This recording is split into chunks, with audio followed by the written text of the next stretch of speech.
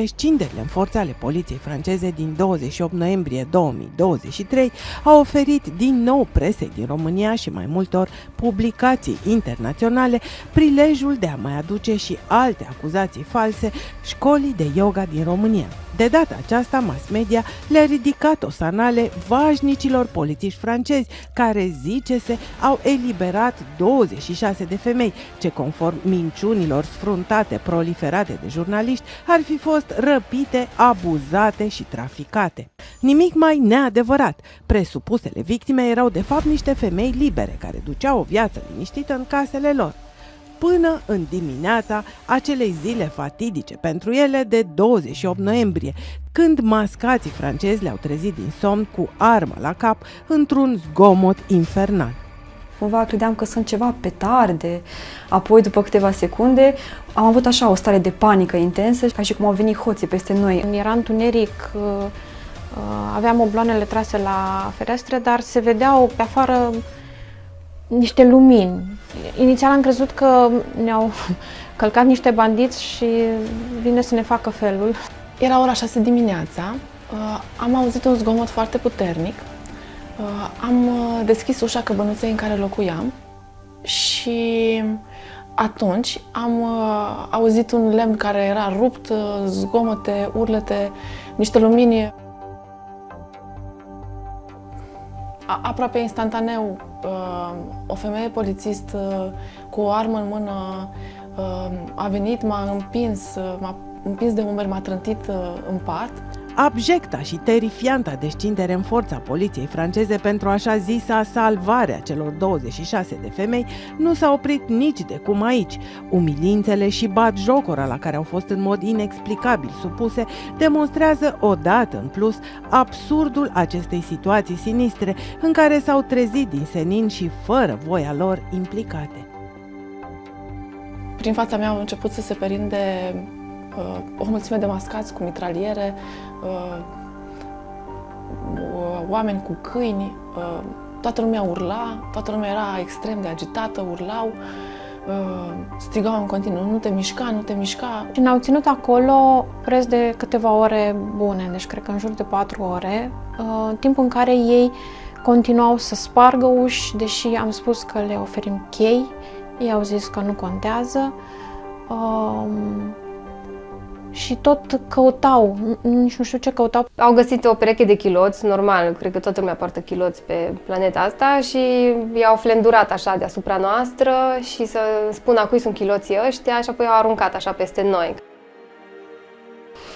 Au zis la un moment dat, ce bordel drăguț aveți aici. Se uitau ca la circ la noi și comentau, printre comentariile care le aveau erau că sigur sunt o prostituată, că de aia sigur locuiesc afară pentru că eu acolo mă întâlnesc cu clienții, că polițista îi spunea unui tip că știe ea că auzi că în România că prostituția așa se face și că e chiar legală, că în România casele de toleranță sunt legale, că e așa citit. Deși extrem de greu de crezut, infamia acestei operațiuni de așa zisă salvare continuă și cu alte fapte incalificabile. Unora dintre presupusele victime, cele mai recalcitrante din punctul lor de vedere, polițiștii le-au pus pur și simplu cătușe. O inițiativă probabil în premieră mondială, întrucât nu s-a mai pomenit nicăieri până acum ca victimele să fie ținute încătușate și amenințate periodic cu arme de foc.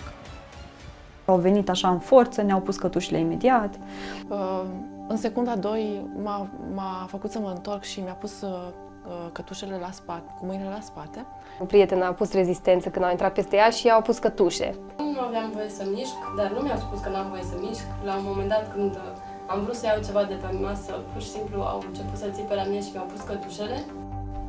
Și înainte să ieșim din casă, pur și simplu ne fotografiau pe fiecare în parte ca și cum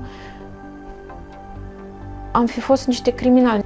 Aveau o atitudine foarte batjocoritoare și se refereau la noi într-un mod foarte urât și în același timp în care ne denigrau, comentau în continuu și spuneau cât sunt de ciudați că noi nu reacționăm violent. Și dacă tot au venit să le salveze, unii dintre mascați au decis, sperăm doar de la ei putere, că tot efortul făcut merită măcar o mică recompensă, motiv pentru care din dulapurile mai multor așa zise victime au dispărut banii și bijuteriile.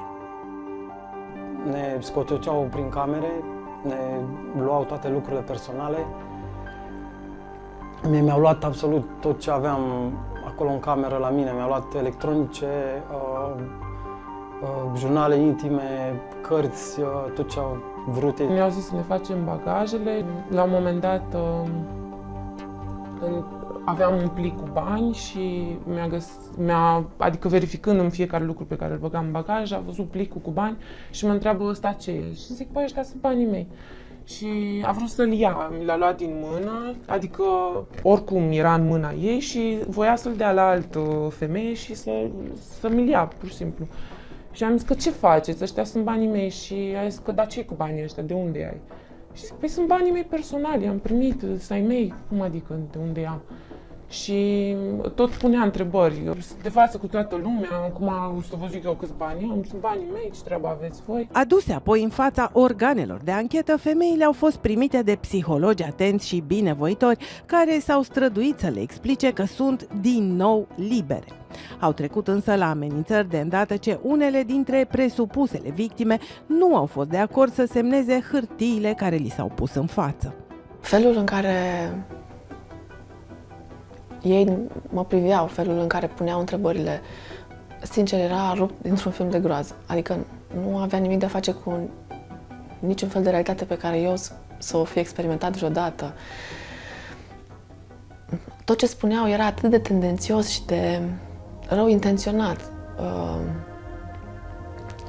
Eram foarte speriată și nu înțelegeam ce ar trebui să fac în acele momente. I-am întrebat, bun, dacă noi nu vrem să dăm declarații, putem să plecăm atunci, că suntem victime sau care e procedura?